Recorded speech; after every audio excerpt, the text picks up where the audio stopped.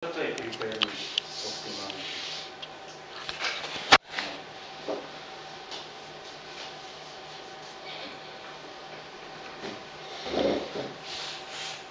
No neviem, čo ste sa učili?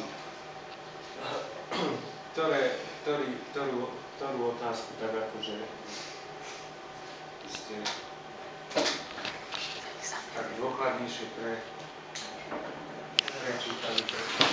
Že ako nechcem ísť len veľmi týmto smerom, lebo som ako zatiaľ, že som mal celkom Ačka, ale teraz si vypadám ako keby som bol niekde z takej mentálnej školy, čo tu predvádzam. Tak nie, tak to ja v žiadnom prípade si nemyslím, že vy ste z nejakej inej kategórie, alebo že chráne uchovať.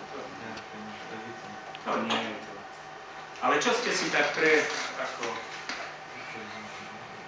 čo vás tak zaujalo niečo, alebo osvietilo, alebo...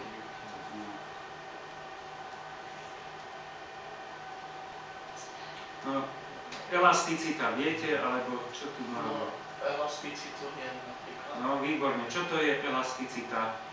Elasticita dopytu. Elasticita dopytu nám hovorí o tom, že pri pomere ceny... No, môžete napísať ten pomer, ako sa...